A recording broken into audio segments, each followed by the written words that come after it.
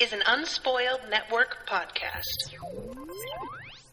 This is Spoil Me, covering The Novice by Trudy Canavan. Chapters 20, 21, 22, and 23. Brought to you by Ashley.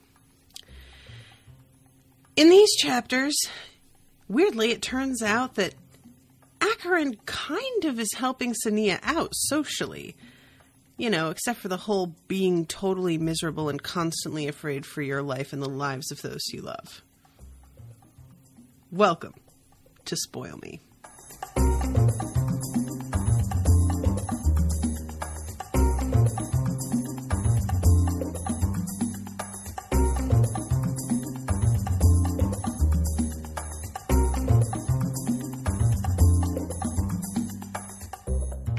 Welcome to the show, everybody. I am Natasha, and these chapters were surprising. So many surprises all of a sudden. Oh, like, I'm not going to say that I felt like the book was predictable at all, because that's not true.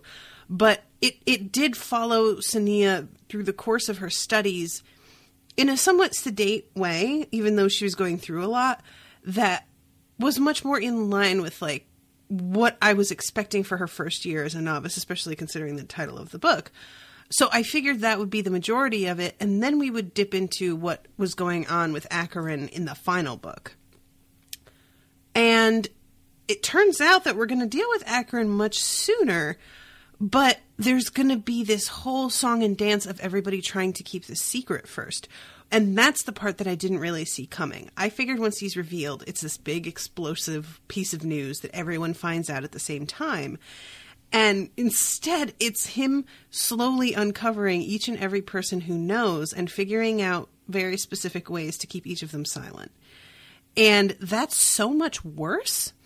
Like, it's just so much worse. Like, a big explosive piece of news that everyone finds out at the same time, while very dangerous for everyone involved, would feel so much more, what's the word? It would feel like so much more direct. People would be able to cope with it in what ways they saw fit. The magicians would be able to talk with each other about the approaches to take or what to do. There would just be a lot more possibility for unification. But what Acheron has done is figured out how to separate everybody who knows and make it so that each of them is afraid to speak to the other about it.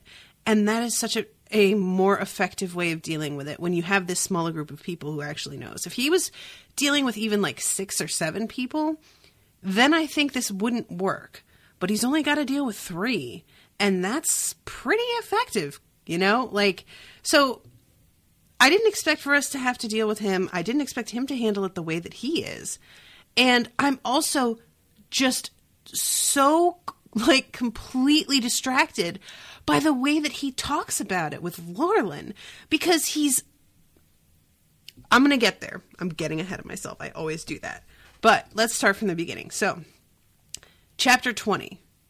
When we start chapter 20, which is the first chapter of part 2, Sania has already been taken to her rooms at Acheron's and has already, like, gotten, the word has already begun to spread that she is his novice now. And they are now visiting Lord Jarek, who is going to set up her schedule for the remaining year.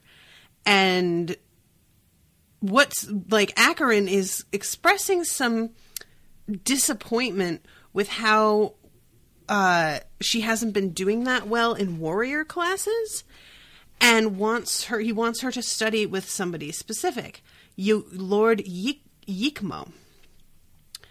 And Lord Yikmo says something later about how those with a quick mind and less aggressive personality tend to like the way that I teach. Which he says it in this really, like, lovely cutting way that I just, in that moment, was so good, because the person who's talking to him is like, it's weird that they didn't pick Barrick or Bal, I can't remember his name, but the one that's been teaching Regin. And he's basically like, oh yeah, I guess if you want a mindless brute to teach her, you could go with that guy, or you could find somebody with some subtlety and intelligence. And I was like, oh shit. But yeah, so Acheron wants her to get better at warrior skills. This is the first sign that I have that things aren't exactly as I think they are. And my reasoning behind it is, if Acheron is planning on trying to take down Sania at some point, and this is my suspicion, and I believe has been the suspicion that Laurelin also has, is that he wants Sania to develop her power so that eventually he can, like, consume it and take it on himself. No evidence to really support that. It's just this sort of, like, vague suspicion that I've got. If he wanted to make it easier to overcome her at some point and take her power, teaching her more warrior skills does not seem like it would be a priority for him. I don't really know what would be a priority. Healing? Alchemy? But warrior skills is absolutely not the one I would pick. And the fact that he's concerned about her progress there is valid, because we've seen how poorly she's gotten through those classes because Regin is favored. She is obviously disliked by her teacher and, like, not given the same opportunities. And there's just a little bit of favoritism that plays into the way that she is able to practice, and she's missed classes and things like that. So again, it shocked me that it seems like he's actually looking at her, like, academic record and figuring out where her weaknesses are and really trying to address those genuinely. Completely took me off guard. I don't know what to make of it. I really don't. Like, and the way that he treats her later, he doesn't spy on her the way that he's spying on Laurelin. So what is it that he's hoping to accomplish here? I don't understand it. The only thing that he says in regard to the way that she's behaving is he has a little bit of frustration and says to Laurelin, her reticence is frustrating. And I don't know what he even means by that, because her reticence is a specific word to me that makes me think that she is holding back on something in particular. And he could just mean her reticence to, like, talk to him and, you know, have a relationship with him that isn't based completely on fear and avoiding each other. But there's something about the way that he says it that makes me feel like he means something more than that. And I'm wondering what he's hoping to accomplish with her. So this scene where he's setting up her schedule, Jarek is just sort of, like, looking through the way that he's going to have to set this up and is like, you're not going to have much free time, just so you know. You're going to be, like, because the person who teaches the classes that Acheron requested for her doesn't teach in the evenings, so she'll have to, like, shift around her whole daytime schedule. So that, in some ways, to her is good news, because the less downtime she has, the less time she's going to have to spend in the High Lord's quarters or being, like, at his mercy. But I'm just curious what Jarek is thinking as he's doing this whole thing. And before she leaves, Jarek says to her, just so you know, I think this might be good for you. Like, he can sort of tell, I think, that she isn't happy with her situation.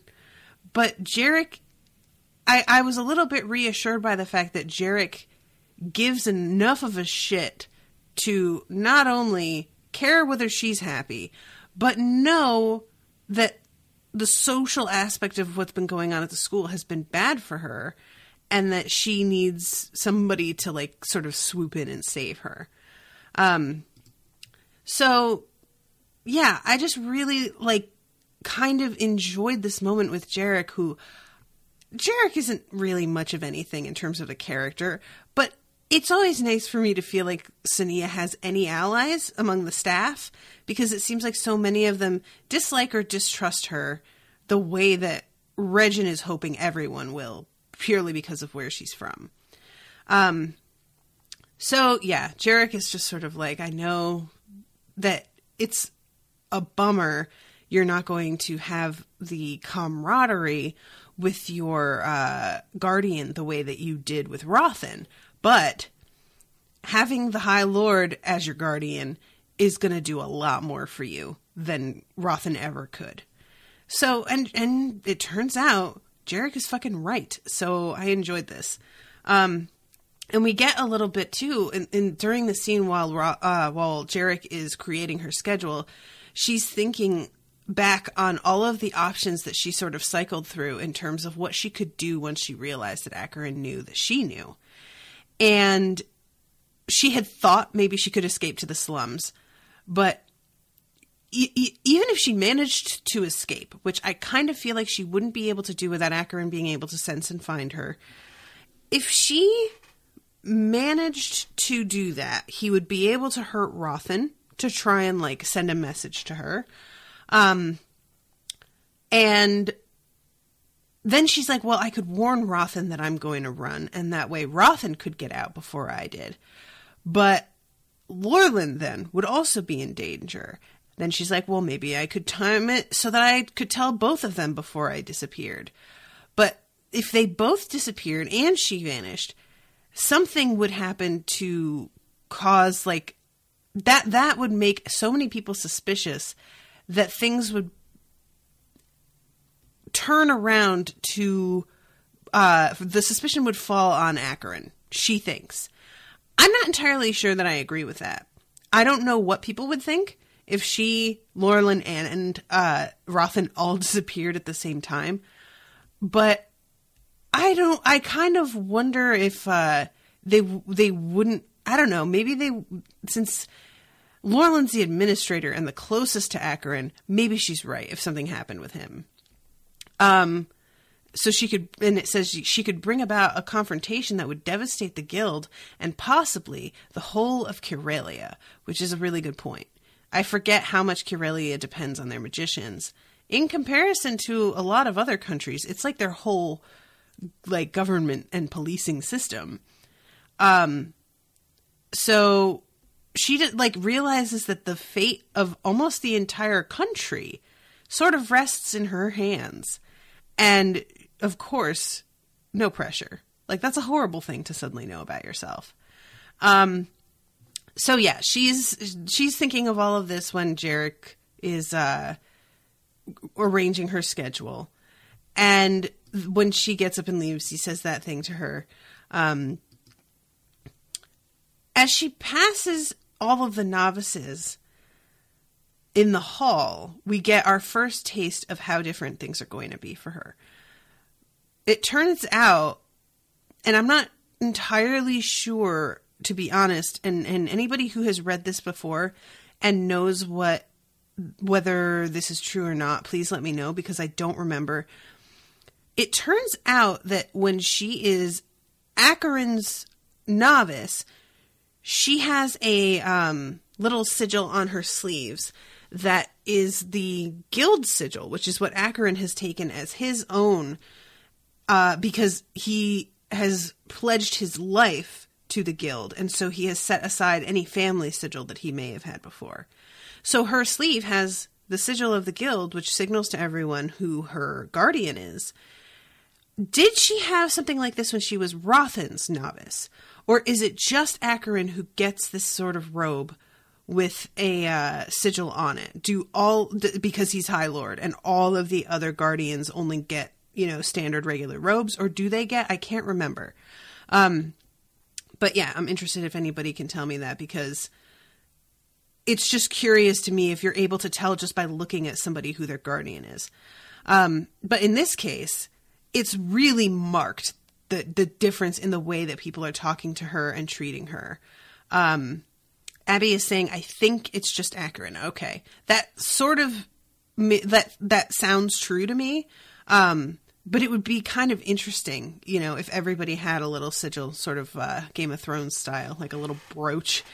Abby gave me a hug. Hugs to you, Abby. So yeah, she is going down the hall, and there's like a teacher who gives her this look. And then when he sees the inkle, is the name of it, on her robe, he just sort of shakes his head in disbelief. It turns out that that being the, and don't get me wrong, I assumed that this was going to be the case, but being the High Lord's novice gives you preferential treatment. And I don't mean under the table preferential treatment that everybody knows is going to happen, but nobody really says. We're talking about open and mandated preferential treatment. This is not a sort of implied situation. It is understood by all the teachers that Sania is now the one that's to be prioritized in every class. That surprised me because, again, I sort of assumed that it was going to be something that was like, that slowly she began to notice it. But the very first class she goes to, it's really obvious.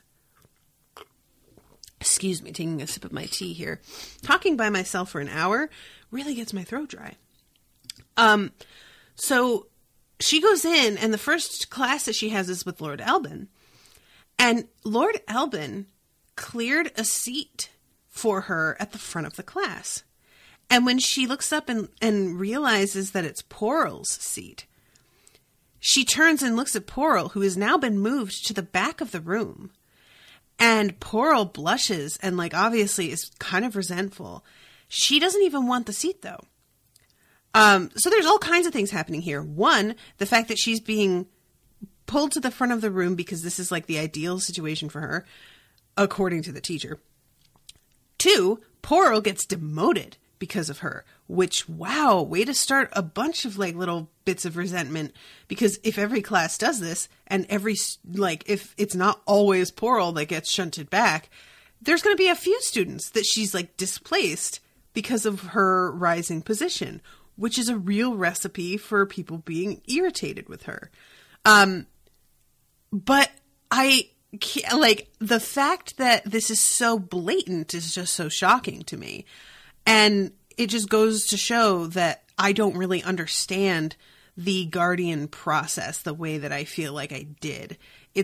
Everything is much less like, they're not even pretending that this is like more of a democracy the way that I imagined they were.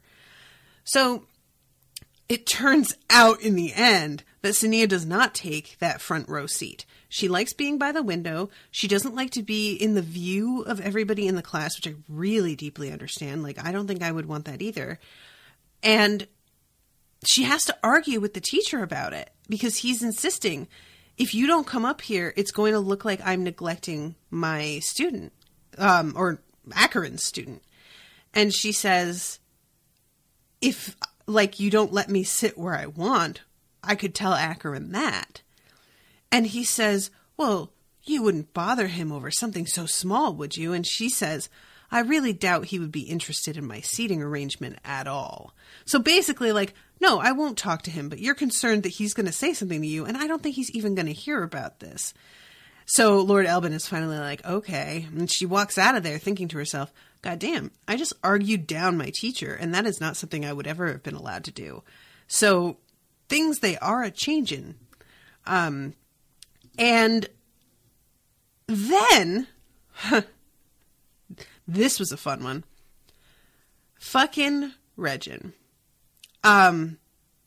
He comes at her, and for the first time, somebody steps in and says, are you stupid? Leave her alone. And I was like, oh shit. Because nobody had been a fan of what Regin was doing to her except the people in her original class.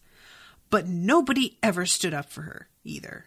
They just sort of like had their mildly disapproving looks and ignored Regin rather than egging him on. But nobody ever said shit to him about it. And nobody ever, and it's not like they're putting themselves on the line here. They're really just pointing out the obvious, which is that she is protected and maybe Regin shouldn't be a fucking moron about it. But the fact that anybody is concerned enough to say something to Regin is huge progress. And it was just a really nice little moment where Sania's just kind of like, oh shit. So yeah, I really, and I also like the fact that like his joke is something about how, well, you're so high and mighty, but won't you mend my shoes or some bullshit like that? And her response is that really the best you could come up with, Regin? Which, that's a really fair response. And as she's hurrying away from him, thinking about how surprising it is that somebody said anything to Regin, she realizes that she's heading for Rothan's rooms. And it's weird because this book isn't super emotional for me, but I got really sad over that. Like, there is just something so human about forgetting and going through your routine and suddenly realizing that things aren't the way that they were. And it's so much worse because I'm sort of thinking of it for myself in terms of grief, where somebody passes away and you forget that they're gone sometimes. I would do that with my father. Something major would happen in my life, and one of my first thoughts would be, oh, I got to tell my dad. And then I'd be like, oh God, oh my God. And it was just like all over again, which is hard enough. But what she's going through is, I'm going back to Rothan's rooms and then realizing that she can't do that. But Rothan is alive and still there. So this is something that is possible and has been taken away from her, which especially combined with the fact that Rothan knows she's in danger.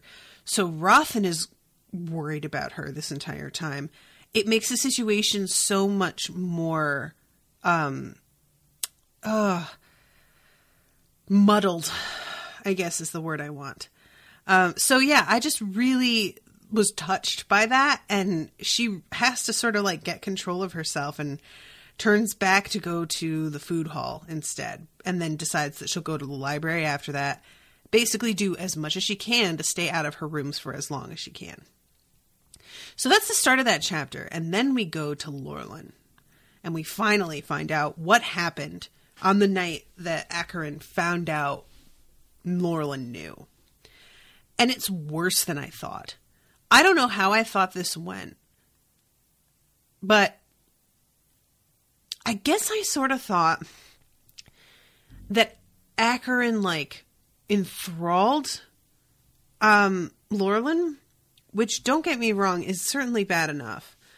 But when someone's enthralled, at least in the understanding that I have of it in most mythologies, they don't feel conflict about what they're doing.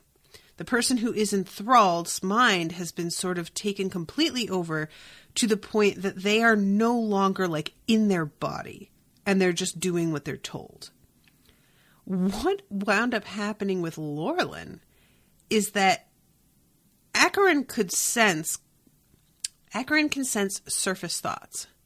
So he has been able to tell that something's up with Lorelin because of the way that Lorelin is thinking around him, which is right there super alarming that those surface thoughts are that audible to him. Secondly, he has been watching Lorelin in reflective surfaces while talking to him, so that Lorelin will be less guarded in his reactions, and Acheron can see his expressions and tell what he's thinking in response to something that he has said.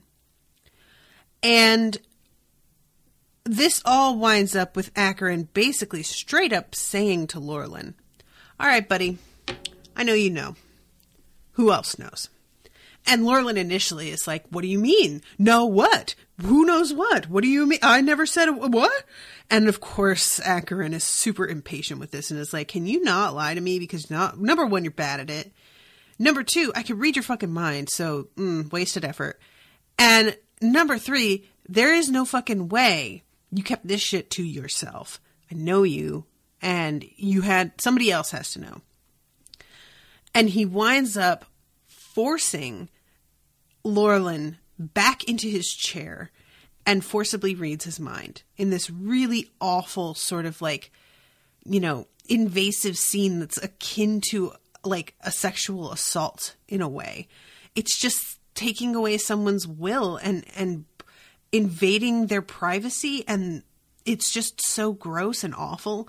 And then what he winds up doing is 1,000 times worse, because he uses some blood and some really cool described magic. I'm going to find the spot so that I can read it to you, because this thing is so cool looking. First of all, also he mentions that I know Daniel's researching on me because I have spies out there and they're all telling me what he's doing. So, and I'm like, if Tyann is a spy for Acheron, I am never going to get over it. I won't get over it. I like Tyann a lot. And if that is what's going on, I won't be able to forgive him. That is going to be too much. I won't be able to do it. But let's see. He went, how long? Over a year. You're lying to me, my friend. I'm not. That is unfortunate. Show me the truth. I must know who you are protecting and how much you have learned. And pushes his and then here it is. This is the cool thing. Acheron picked up the knife from the table. Given more time to think, Lorlan would have feared for his life, but instead he stared in disbelief as Acheron ran the blade over his own palm. With blood pooling in one hand, Acheron took Lorlan's empty glass and smashed it against the table. He picked up one of the fragments and tossed it in the air. It had halted in front of Acheron's eyes and begun spinning, the sharp edges glowing red as it melted. When it had cooled again, it formed a faceted sphere. Acheron lifted his bleeding hand and curled his fingers around the sphere. When he opened his hand again, the cut had disappeared, and a bright red gem lay on his palm. Next, Acheron had willed a silver spoon to his hand from the drinks cabinet. It had twisted about, melting and folding until it had formed a thick circle.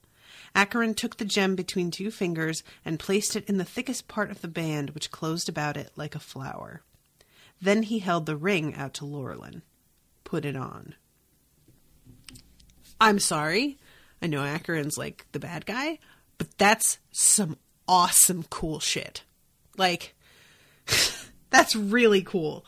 And what it turns out this is like a direct connection between him and Lorlan. So he can watch everything Lorlan is doing, hear everything around him, and hear Lorlan's thoughts against Lorlan's will, as well as communicate telepathically with him in a way that no other magician can overhear, which is key because we know that telepathic communication is basically like an open party line, and everyone who isn't being summoned to listen has to willingly cut out of it in order to not be included in the like messaging back and forth. So Acheron has set up a direct line. This is awful because in comparison to the enthralling thing that I had pictured, which is like, don't get me wrong, just as awful in terms of overcoming someone's free will and forcing them to do things they don't want to do, this is Lorlan being aware the entire time that he is being watched and having his thoughts invaded constantly, and Acheron pushing his own thoughts into Lorlan's mind constantly. And there's just this like continual repeating violation that Lorlan is aware of and cannot do anything to stop. And that's the part that I find so appalling, is that, like, understandably, Lorlan forgets how this works every now and then. And then Acheron just pops up in his head answering a question that he sort of thought to himself, and he has to be reminded, oh my God, he fucking heard me. I forgot that he can hear me. And that's what I find so upsetting, is that I know that's how it would be for me, because I'm sure you don't get real used to somebody being able to hear your thoughts, even if they're not in the same room with you. It's one thing to, like, you know, be dealing with like a Sookie Stackhouse, who she basically has to be like standing across from you in order to hear you. And so you could have a conversation over the phone and she couldn't hear your thoughts. That's not how it is here. Acheron can hear him wherever the fuck he is. And that is so upsetting. Even his thoughts are not private. So any sort of, what's the word I want? Because keep in mind, Acheron does this, gives him this ring, makes him wear it, and Rothan has no idea. So Rothan could easily stumble and do something because he wants to like connect with Lorelin and create a plan to like escape this or do something. And he would have no idea that he's essentially talking to Acheron the whole time. And that, I am so relieved, does not seem to be the thing that's going to happen because Rothan has decided to turn his attention toward Daniel. Now, Daniel is being spied on, so it remains to be seen how that's going to go. But this is, to me, this is a kind of spying the equivalent of which I have never seen in anything I have read or watched. And it is so invasive and violating that I can't wrap my head around it. Every time that it happened in the rest of this section, I just kept being like, oh my God, I can't believe he heard that. Oh my God, he's right there. I keep forgetting he's right there. Like, even as a reader, I just kept forgetting. So yeah, the whole thing is just so awful and genius also because Acheron, there's no more effective way to watch somebody. Like, he really thought this through. And he's thinking to himself as he's like thinking back on what happened. Was Acheron watching now? Does he observe me pacing in my rooms? Does he feel any guilt for what he's done? While Lorelin felt hurt and betrayed by Acheron's actions, it was Sania's fate that tormented him most. Had Acheron been watching when looking out of his window a few minutes ago, Lorelin had seen Sania leave the university. She had stopped abruptly, the pain in her eyes so clear as she remembered she could no longer return to Rothan's rooms. He wasn't sure if he wanted Acheron to have seen her. He wasn't sure if his friend could feel remorse or guilt. For all Lorelin knew, Acheron might have enjoyed seeing her misery. But despite everything, he still wanted to believe it wasn't so. Yeah, I feel you on that, buddy. You don't want to think that. You know, as much as somebody may have fallen down to the dark side, there's a whole different thing. But like, there's a difference between having bad motivations and sort of, you know, being power hungry and whatnot, and being sadistic and enjoying the pain of others. Like, that's a whole different thing. I'd rather somebody be indifferent than enjoy it. So let me go to the next chapter, and I'm halfway through this, and I'm so far behind, so I'm gonna have to. But that first chapter really is a lot of setup, so I had to get into it the way that I did. This next chapter, 21, is called The Tombs of White Tears, which I thought was hilarious because if anyone is, you know, at all involved in like conversations about race in the United States, white tears is like the thing people call it when white people get their feelings hurt over some bullshit that they should not be concerned about. And I couldn't get past it. This title is too much for me. This author just didn't know what she was doing, I think. So let's see. Sania, it starts off with her finally having to go back to her rooms. Acheron just being like, did you do well in your tests? Have you eaten? I guess you should go rest. Goodbye. And she goes to her room and is sort of trying to keep an eye on things to see if she can spy on him but, you know, I imagine that she's pretty easy to read because she's not super experienced with like guarding herself. At the same time, she's pretty powerful. So maybe she is better at doing it unconsciously than we know. But yeah, the rooms that she's in too are a little bit more like, they're even nicer than things in Rothan's were. But of course she had moved to the novices' quarters after living with Rothan for a while. And this is way, way nicer than that. And there's an old robe that's on her bed from the acceptance ceremony. And when she lifts it up, there is a silver comb and mirror and 2 books of poetry that Rothan had given her, like tied up with it. And she almost starts crying. I can't help but wonder if there's something about that mirror, because there's the way that this scene is described. I don't feel like it's just for the emotional jolt of her getting her things back. I feel like there's some significance to this, but I could be wrong. Returning to the bed, she saw a smaller object lying on the cover. Picking it up, she recognized the rough carving of a reber that Dorian had given to Rothan soon after he had arrived. It fascinated her how something could be so crudely hewn, yet have all the essence of the animal it represented. I wish I knew what a reber was. There might be a glossary in this book, actually. I didn't even think of it, but there are a bunch of things that are a bunch of animals with strange names in this that I had to have people like tell me about. So then this gets her thinking about Dorian and how Dorian is really perceptive. And if he comes and visits while this shit is going down, he's going to know something's wrong. And if he knows that something is wrong, he may begin to poke around, and that could put him in a lot of danger. So what she has to do is prepare herself to like basically dump him and tell him next time she sees him that she doesn't have any feelings for him. Which I do think that that's the right course of action, but I'm not sold that it's going to work. Because as she has said, Dorian is very perceptive. And if she rejects him in a weird way that seems sort of out of character for her, he's going to wonder what's going on anyway and start poking around, if that makes sense. So I'm not sure what she can do about that guy, but he hasn't come home to visit or come to the guild to visit very often. So she may not have to deal with that all too soon. We'll see. And she thinks to herself about how she's never really had her life on her own terms. Since that day, her fate had been the hands of others. First Sari and Heron, then the thieves, then Rothan, and now Acheron. Before then, she had been a child, protected by her aunt and uncle. Would she ever be in control of her life? And I liked that a lot, because it never really occurred to me, but it's true. You know, feeling like you're constantly at the mercy of other people has got to get really tiring. Meanwhile, Rothan is watching from like across the square, and sees the lights on and figures that that's her room.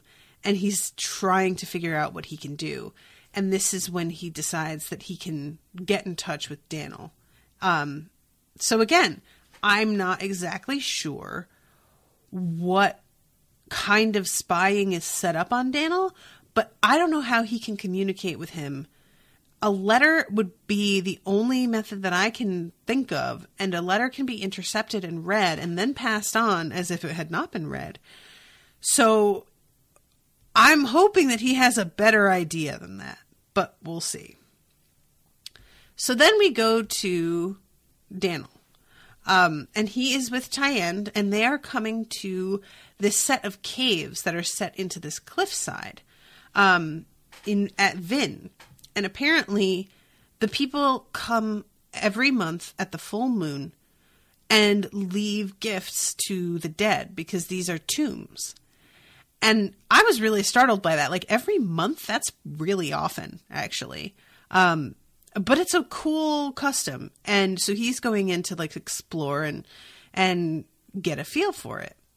As they're looking through the different caves and sort of like, they're being tourists, which being a tourist at tombs is one of those things that is a real delicate area. I don't feel like it should be completely out of bounds, but you got to be so careful and respectful about it. I remember when I was in Guatemala and it was the Day of the Dead, and I didn't even realize what day it was. I had been down there for weeks at that point, and you sort of lose track when you're not at home with the like customs and routines of home.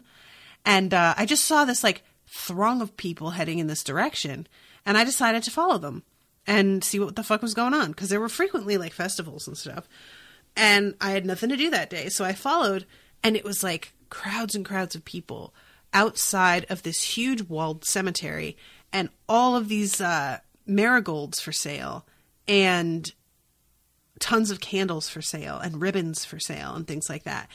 And seeing it, I was still like, what is happening here? Because I didn't even realize it was a cemetery.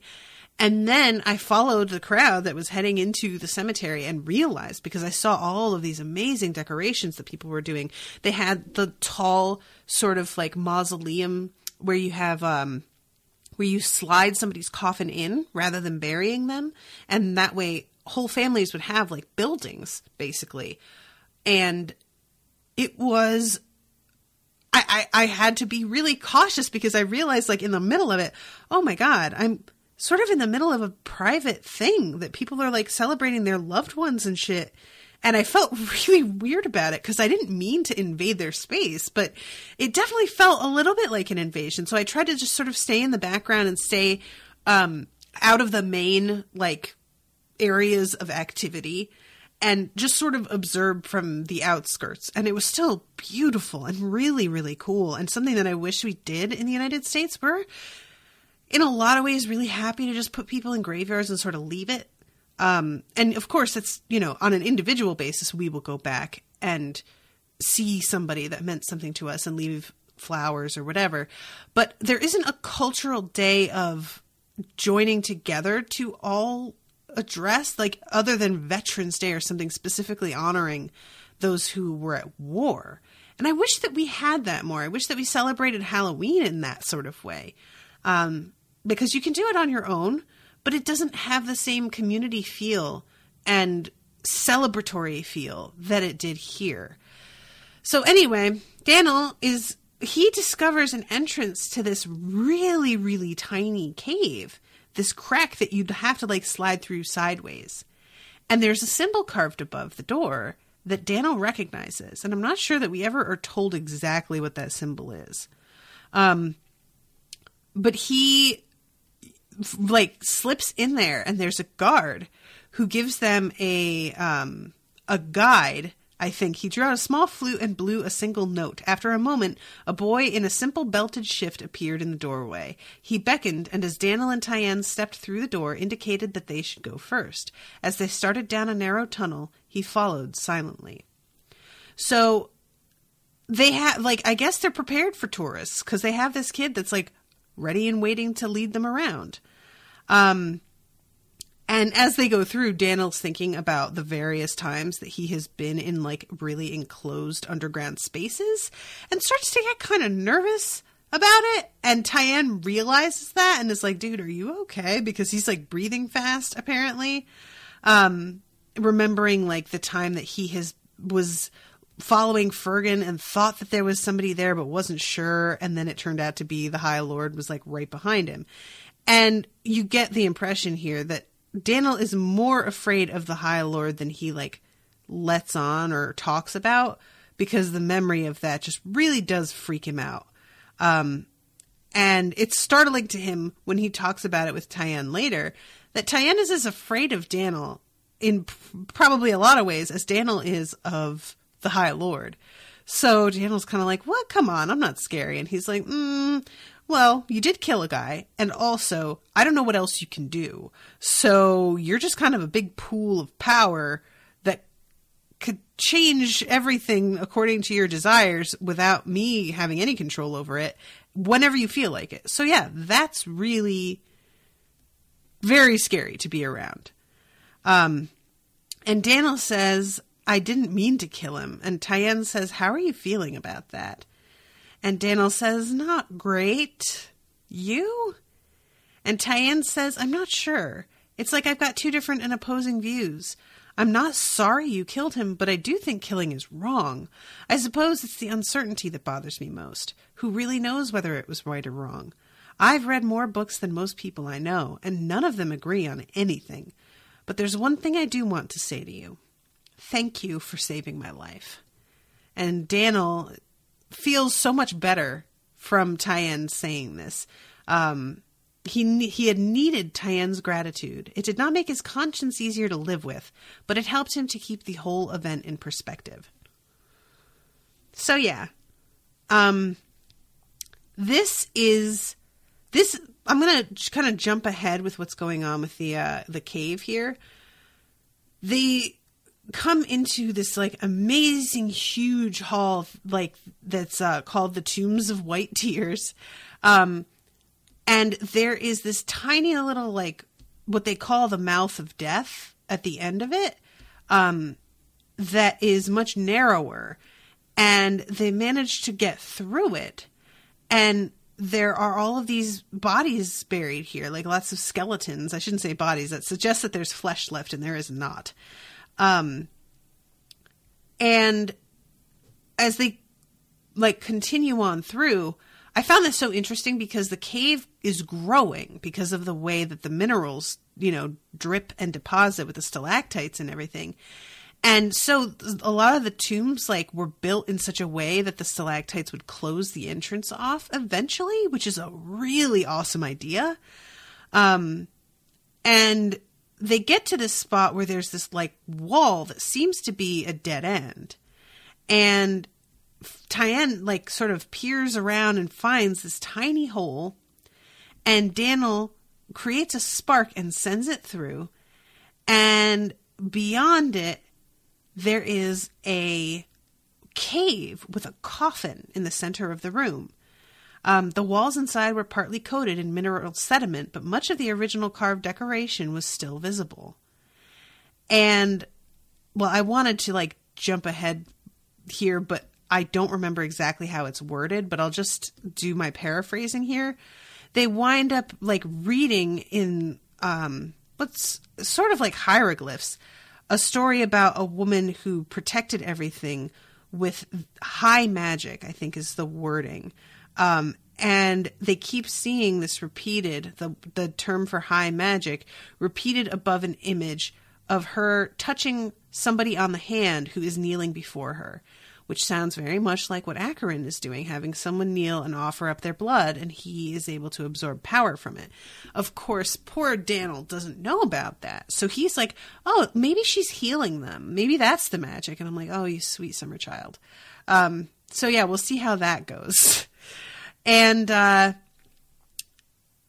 let's see. Sania, then we have the next chapter. Sania is dealing with everybody who is so excited to go on winter break and go see their families and have some time off. And she is not going to be allowed to leave and see her family. And she's going to now not even have classes to distract her from being at Acheron's mercy all day. Even the library is closed. So it's just, like she's had so much to keep her mind off things, and now it's going to be gone for a few weeks. So she sees this passage. She's trying to figure out what the hell to do with herself. And she stops and remembers Dorian taking her through to the roof and how he knew all about the different places in the guild and the different like hallways and stuff. And she decides that she's going to spend most of her time just exploring the guild and all of the different doorways and passages and things around, because she doesn't need to worry about getting lost. She has hours and hours to fill. And nobody's going to notice if she's missing, if she just goes off and reads and whatever. And so that's what she spends most of her time doing. And it's going to have to be advantageous in some way at some point. But I'll be interested to see if there's more to it than just knowing her way around. If she discovers something that other people don't know is there. So then we have Lorlan with his, meeting with Acheron again, who Acheron is trying to act as if everything is fine and they're still buddies. And Lorlan is just sort of like the gall of this motherfucker to try and behave as if we're buddies still. And he assures Lorlan that he didn't hurt Rothan or Sania. And also tells him, I'm going to need you to go to the night room with everybody, because the night room is like the place where it's basically the bar. Like it's where everybody goes after work is over and gossips with each other. And, Acheron is like, I'm obviously not going because nobody's going to say shit when I'm around. So you're going to need to go act normal and I will listen to everything everybody says. Cool. So Lorlan goes and tries to be cool about it and manages it for a lot of it. Everybody's asking him like, hey, what did you know about like Acheron wanting to take Sania on? Were you aware of this? And he tells them, somewhat honestly, I had no idea. For all I know, he's been sort of thinking about doing this for weeks and weeks. And I like Yikmo, who I'm not sure we've even really met before, but Yikmo's the one that's supposed to be teaching warrior skills to Sania. Yikmo says, we were hoping you would come out tonight, but I'd sympathize if you decided to avoid all the questions about Sania and the High Lord. So I like that he's like aware and just kind of like, yeah, we're all going to bug you. Sorry about that, guy. So yeah, why is she taking on Sania? I'm not sure. Something must have attracted his attention. He tested her then? Yes. The magicians around him exchanged looks of sympathy. What does that mean? Like, why are they all sympathetic? What's that about? One of the magicians standing nearby straightened and moved away to join a newcomer and no doubt spread this information. Beyond the pair, a familiar face caught Lorland's eye. As Rothan's eyes met his, Lorland felt a pang of guilt. So they're not supposed to talk, but obviously it would really attract more attention if they didn't speak to each other. Lorland decides to go ahead and talk to him, and this was one of the first moments when Acheron pops up in his mind and is like, that was a good move. Smart that you said that. And I was like, oh my God, I can't believe you're right there. And this is the part where I had been saying before with Yikmo. Forgive me for saying so, but I'd have expected Lord Balkan to teach the High Lord's favorite. But perhaps your unusual teaching style would suit a girl like Sania, which Lord Geralt... Yo, that is some shade, motherfucker. Your unusual teaching style would suit a girl like Sania. Like, oh, I think that you're fucking hack, and somebody who comes from the lower slums of town probably would relate to your bullshit methods real well. Oh, damn! Guys... And this is when Yikmo says, I have found novices with quick minds and less aggressive temperaments respond well to my methods. I love it so much. I love this kind of wordplay. It's one of the reasons that I love Jane Austen novels, is that you could just say so much while sounding so polite, and you're not. It's like peak passive aggressiveness. It's awful. So... Lorland sticks around for a couple of hours, and then he runs across Rothan. And I wanted to express my sympathy. It must be distressing to lose the guardianship of a novice who you were clearly very fond of. A crease deepened between Rothan's brows. It is, he agreed. I've just heard that she has been enrolled in evening classes for her second year. She'll be spending most of her time in lessons, so I doubt she'll see much of her new guardian at all, which is probably Acheron's way of keeping her out from under his feet. Are you well, Administrator? Yes, Lorland smiled wanly. I just need some sleep. Thank you for your concern. Good night, Lord Rothan. Turning away, Lorland continued to the doors of the night room and stepped out into the chill night air. He allowed himself a shallow sigh. Do I really believe Acheron won't harm them? They're safe enough. Reassuring Rothan was a wise move. Lorland stiffened in surprise and looked down at the ring. Glancing around, he was relieved to see that the courtyard was empty and no one had seen his reaction. You've told me about Geralt's conversational skills, but I've never seen him in action. Does he do that to everyone? Which I guess he's, noticing the shade. So yeah, there's a couple things. One, again, I cannot deal with him popping up like this. It's just too much. I can't handle it. It's too awful. Secondly, the fact that he's popping up like this in such an invasive way to just be like, Geralt's kind of a bitch, huh? For this petty shit. It's awful. It's so, I told you, Lorland, everything you see and hear. And think when I'm listening, but you won't know when I'm listening.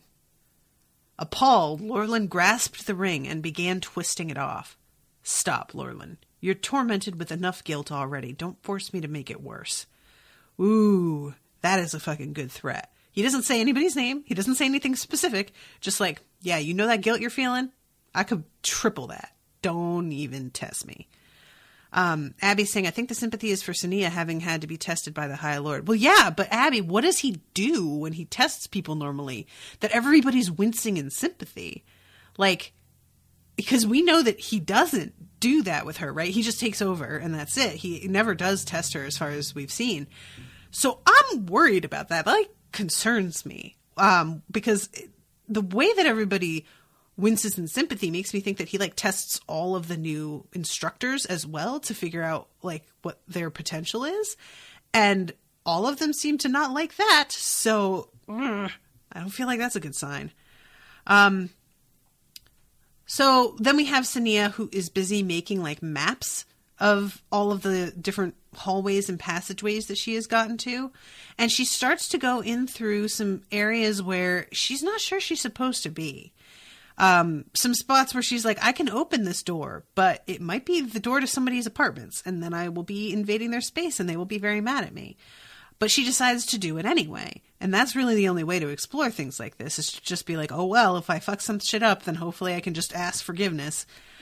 And as she does that, she starts to like, let's see, the portal rooms acted as a barrier, she decided. They kept those who didn't know their purpose out of these inner passages. Most people would not open a door unless they knew what lay beyond, and even if they opened the door by mistake, they would find an uninteresting room. She wondered how many portal rooms there were. Finding out would give her something to do over the next 2 weeks. She frowned then. If parts of the university had been designed to deter exploration, was she now in a part that was forbidden to novices? So she turns around at this moment as she hears a creak and there's a magician right there. And she has to desperately try to act like she looks like she's supposed to be there, and notices that the magician who sees her looks at her sigil on her sleeve and initially is sort of tense. And then when he sees that, he relaxes and she's like, oh shit, being Acheron's novice makes them think that I'm on an errand for him, or at least like have been given special permission to be in a place I'm not supposed to be. So that's pretty rad. I like that. I you know, anytime that you manage to like fool people into thinking the shady thing you're doing is fine, it's very satisfying. Here it is. Next is 23, and I have to speed this up. This woman was fair and honorable. She protected the islands with high magic. The words for high magic were carved deeply. Each time the words for high magic occurred, the picture above it represented a figure kneeling before a woman. The woman's hand was extended to touch the supplicant's outraised palm, as if to placate or reward. So yeah, that's going on. And then Daniel and Tyann talk about like their tactic for making it seem like Daniel doesn't know that Tyann is gay. And what they decide they're going to do is have Tyann beg all of his friends not to tell Daniel, so everyone will assume that Daniel does not yet know.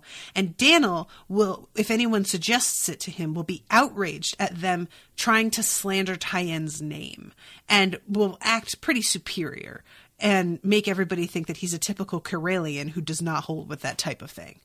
And as much as Daniel does not want to do this, he sort of realizes that this is going to be the best for both of them and for his career.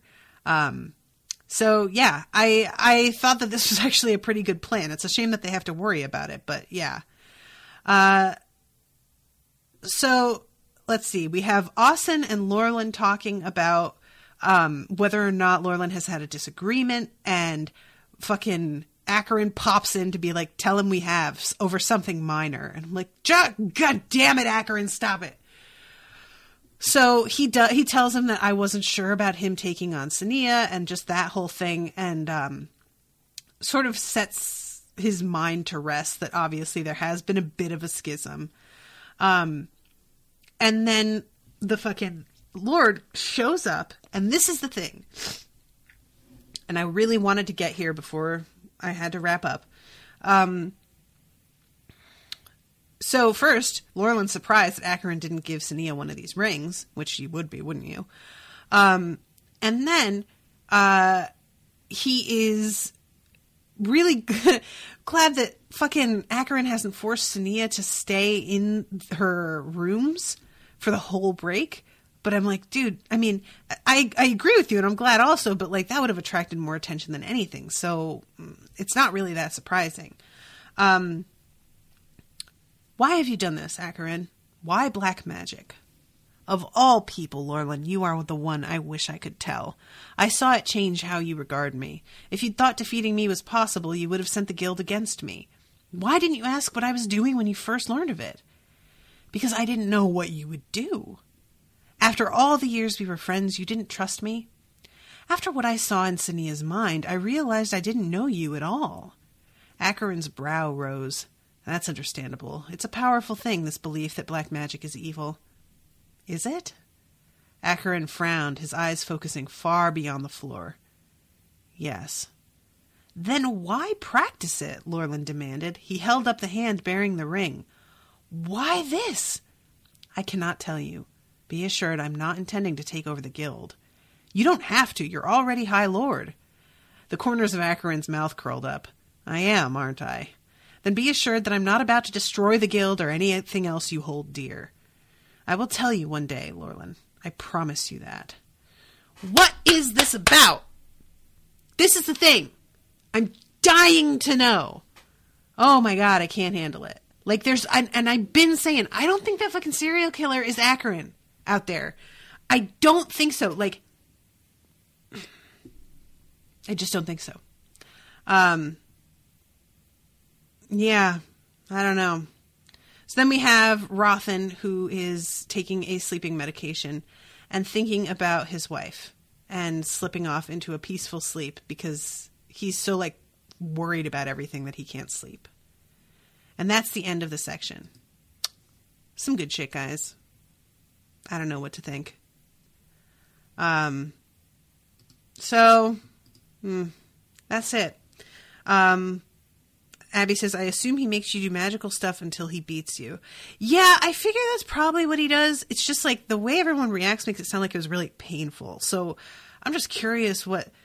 I was about to spoil some Dresden Files shit. You know what? I'm going to shut up before I fucking ruin something. But thank you again to Ashley for commissioning this. This has been a lot of fun to cover and really interesting.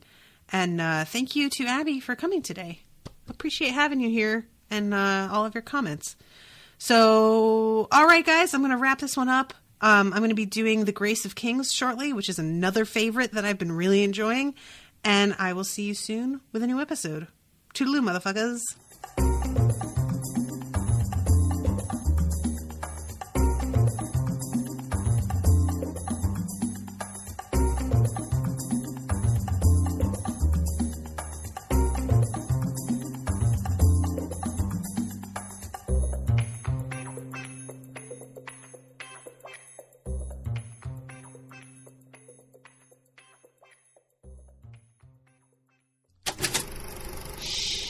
That was an Unspoiled Network podcast.